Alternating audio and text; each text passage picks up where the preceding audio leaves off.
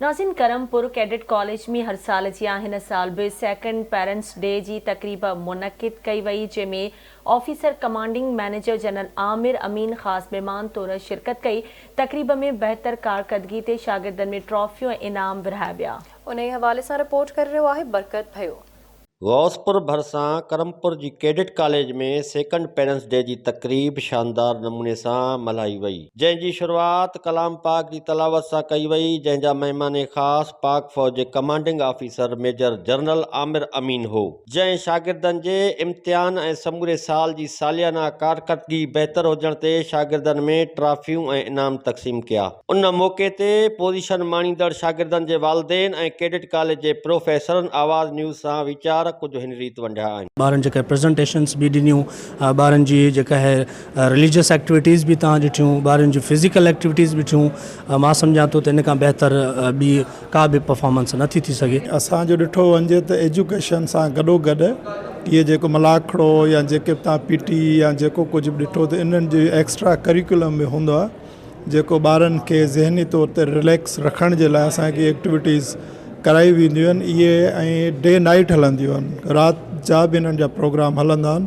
उन्हनि सां गॾोगॾु कंप्यूटर लैंग्वेज जी या कोर्सिस, गॾोगॾु आर्ट भी इन्हनि सां असां शामिलु कयो आहे। पेरेंट्स जो ऐं सभिनी दोस्तनि जो, ख़ासि तौर ते मीडिया जे दोस्तनि जो जेको सहकार आहे, जेकॾहिं इहो रहियो त असीं हिन खां वधीक बहितर प्रोग्राम करे ऐं हिन इलाइक़े में तालीम जूं सरगर्मियूं, उन खां अलावा रांदियुनि ऐं ॿियूं जेकी नौजवाननि जे हौसला अफ़ज़ाई जूं सरगर्मियूं आहिनि, उहे इंशाअल्लाह इन खां बि वधीक करे ॾेखारींदासीं। असांखे बि ॾाढी ख़ुशी थी आहे त अहिड़ा प्रोग्राम असांजे हिन पसगिरदाई इलाइक़े में जेकर अहिड़ा प्रोग्राम थियनि ऐं अवेयरनेस वधंदी, ॿारनि में अवेयरनेस वधंदी त ताकि जेको जीअं ॿार अची हिते तालीम हासिलु करनि। तालीम हिकु क़ीमती ज़ेवर आहे जंहिंमें तमामु असांजा इलाइक़े वारा, तव्हांखे सभिनी खे ख़बर आहे त पुठिते पहले असांजो तमामु इलाइक़ो क़बाइली सिस्टम, लाक़ानूनियत आहे तमामु घणी। इन करे असांखे ॾाढी ख़ुशी थी आहे अहिड़ा प्रोग्राम, अहिड़ा इवेंट थींदा रहनि। असांजे इलाइक़े जे लाइ, असांजी सराउंडिंग लाइ तमामु बहितरीनु हिकिड़ो मौक़ो आहे। असां पंहिंजे ॿारनि जी तालीम खे इम्प्रूव करण लाइ, इन बहितर करण जे लाइ असां पंहिंजा ॿार हिते मोकिलियूं। ऐं अॼु जेको माहौल ॾिठो आहे, मां बिल्कुलु 100% मुतमइन आहियां। तमामु ख़ुशी थी हिते पहुचण सां।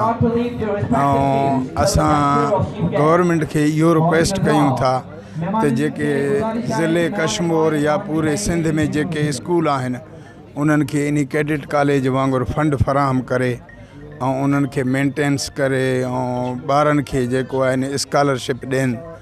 ऐं उन सां गॾोगॾु जेके टैलेंट ऐं यतीम ऐं ग़रीब ॿार आहिनि, उहे जीअं अॻिते कंहिं सुठे स्टेज ते पहुचनि। ऐं असांजे लाइ हीउ हिकु बहितरीनु इदारो आहे, जेको असांजे ईअं सम्झो त मोहतरम मीर साहब हज़ार ख़ान असांजे हिन इलाइक़े खे ॾेई वियो आहे। ऐं असां इहो ई चाहियूं था त हीउ इदारो अञा बहितर खां बहितर कमु करे ऐं अॻिते वधे ऐं असांजे हिन पंहिंजे कश्मीर ज़िले जे आवाम खे फ़ाइदो पहुचे, उन्हनि जा ॿार सुठो पंहिंजे मुस्तक़बिल में अॻिते वधी अचे। दोस्त जेके टीचर हज़रात उहे महिनत कनि था, या पीटी वग़ैरह आर्मी वारा दोस्त कनि था, इहे जस जे लाइक़ आहिनि।